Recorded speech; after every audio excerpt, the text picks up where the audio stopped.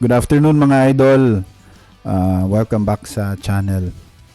So in today's video, and as usual, update lang muna kasi hindi pa ako sure kung makakapag-live ako today. Possibly tomorrow. So first na i-update natin, of course, yung pinaka goal natin as always, yung income. So let me retrieve my... So ito na nga, so nabenta agad, may receivable na naman tayo na 1.74 USDT. So ito i-claim natin para updated kayo kung ilan na yung income natin in terms of USDT. Wait, medyo yan kasi loading pa siya eh. Yun, so pumasok na. So pumasok na siya. As you can see, 231 na po yung income natin. And wait, ako ay uuwi muna. This is another part of the update. So another income kasi siya eh. So eto. And wait a minute. Ito pa. Ayan. Ayun, 10 na pala to eh. So ayan. These are monetary or income pa din siya na waiting to be sold. Para sa mga, kasi ano yung iba sinosomon nila. Sa akin, hindi na ako magsusomon. Until ano na ako. Until ito kasi yung gusto ko eh dito, until makapag-incubate tayo ng, kasi yung sa akin ay tier 8 or grade 8, di ba? Gusto ko 11 ba yun?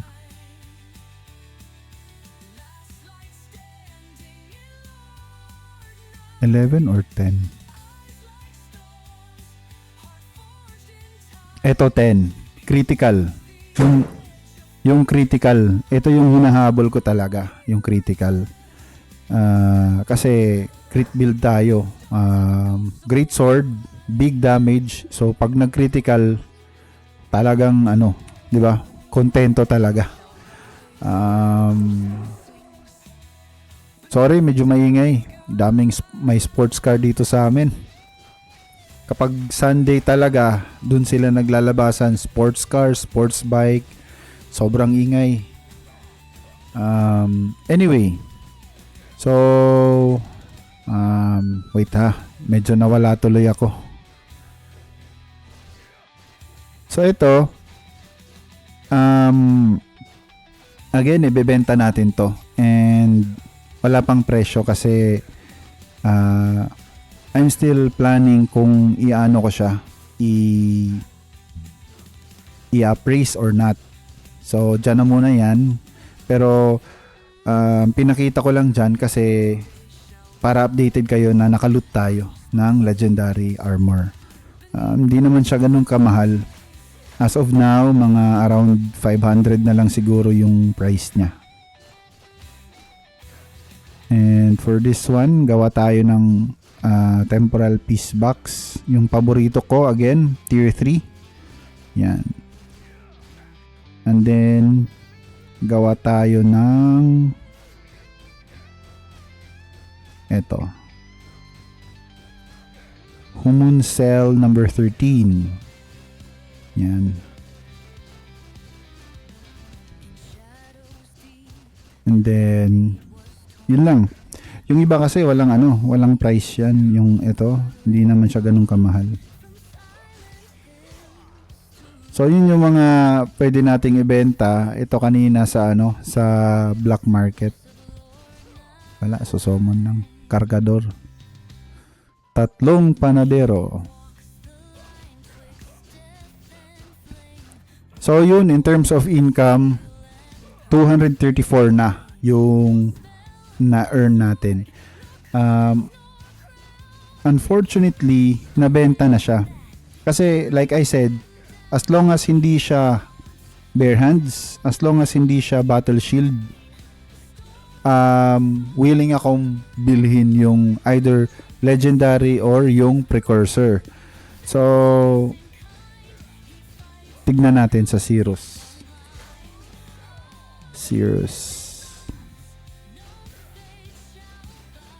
Ayun no. Yung para sa mga nagbe-bare hands, 100 na lang siya. So ito, 297. Yan. And yung bow naman ay 397. So malaki yung malakas yung kutob ko na magiging great sword talaga yung mabibili natin kasi yun yung malapit-lapit sa amount na meron tayo.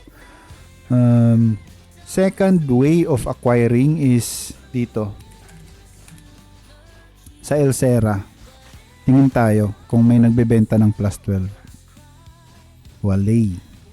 How about sa Midi? Huh?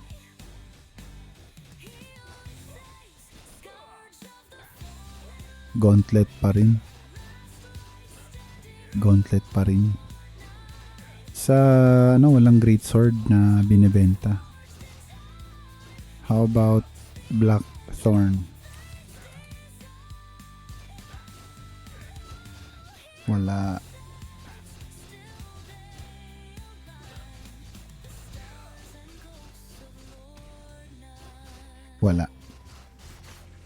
How about Aisha? Yung bow kasi crossbow, may crossbow akong nakita, nabenta na siguro. So, sayang lang. Kasi that was an opportunity. Yung problema ko lang doon, na siya, hindi pa natin afford. So siguro kung malapit-lapit na tayo sa amount, ito 231, di ba? So for example, 300. Kung malapit-lapit na tayo, either maglalabas na lang ako ng sariling pera or yun, magsha-shout na tayo para may Ayun, na-remind nga ako, may meron pa pala tayong pwedeng ibenta. Yung Vestige. So 2 million na siya. Pa isa-isa ko siyang binibenta like this. By million pa din. So craft natin pa isa-isa lang. Yan. Pag nabenta, saka uli ako mag-craft ng isang box. And then yun, farm lang. Tomorrow kasi meron naman tayong additional 1 Maestro Scroll. So in line with that, yung next na update natin ay sa skills. So sa skills, na level 100 na natin si Deliberate Attack.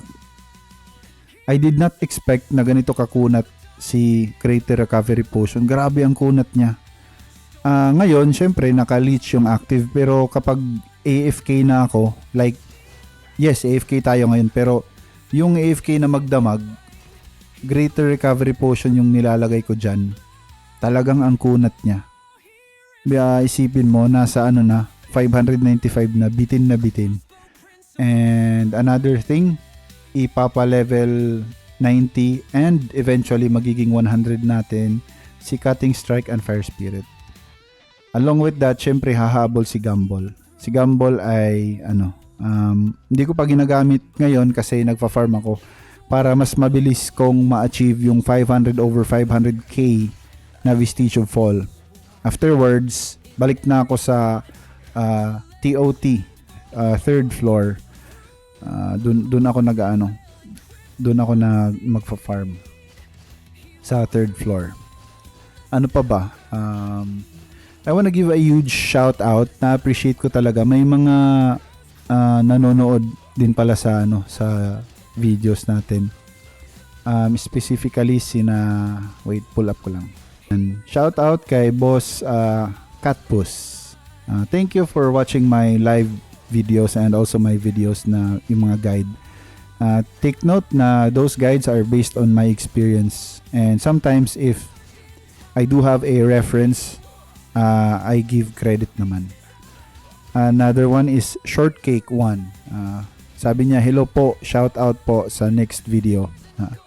Yan. So, I really appreciate it na may nagre-reach out sa akin. It gives like a feedback na I am being heard and nakakatulong ako in a way sa gaming community. Yeah. So, level 81 pa rin si Great Sword. Kasi kagabi nga, nanood ako kay Boss Medj TV.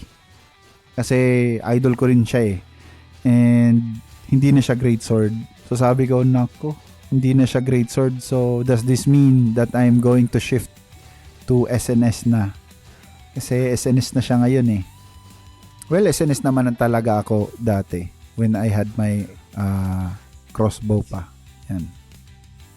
In fact, mas mataas pa yung level ng SNS ko sa aking Great Sword. We'll see. We'll see. Kasi medyo may kamahalan din yung prices ngayon. And you know why? Kasi walang binibenta na upgrade scroll na ganito. Punta tayo sa consumables. Yan. Kapag kasi walang binibenta na ganito, yan, yung corrupted weapon enhancement. Kasi ito, na-craft ito into this. Ito. Pwede kang gumawa ng ganito. Now, I do have 2 of this. Kasi, dahil yan dito, sa Battle Pass. Saan na yan? Hindi. Yan. Pangalawang Battle Pass na binili ko yata. Basta nakalimutan ko kung saan galing yung iba. Or sobra siya. Kaya meron ako niyan. Or, yeah. And then, inipon ko lang. So, meron akong dalawa because I am aiming for something. May plans ako na panggagamitan dyan. Pero not now. As of now, okay naman ako sa weapon ko. Yun nga lang, again, yung goal natin ay makabili tayo ng legendary weapon. Ano pa ba? In terms of relics, going tayo 30k. Again, di tayo tumatalpak for the relics, or hindi natin yung relics na di-dismantle, those are being sold talaga. Binibenta ko talaga yan kasi for income. Yun nga, yung para may income and then umikot yung pera, di ba? Para meron na tayong legendary. Kasi wala tayong chance na magka-legendary. So we have to work for that. Ayun nga, so I was about to end the video pero may nangyari and nakalut tayo. Saan ba yan? Yan. So makikita nyo sa lower left ng screen, nakalut tayo ng Aisha Knuckles. So additional siya sa possible income natin and currently naka-vend na sila. So I decided na hindi ko na siya i-appraise para steady lang yung price niya.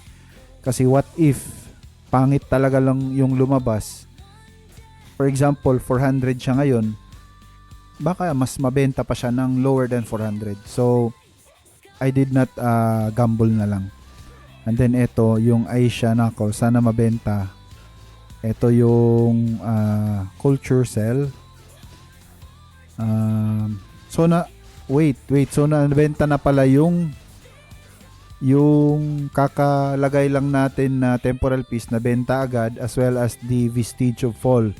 So kapag ganun, meron na tayong additional 1.7, di ba? And saka 1.6. Ngayon magre-reload na naman ako. Wait. So merong 1 million.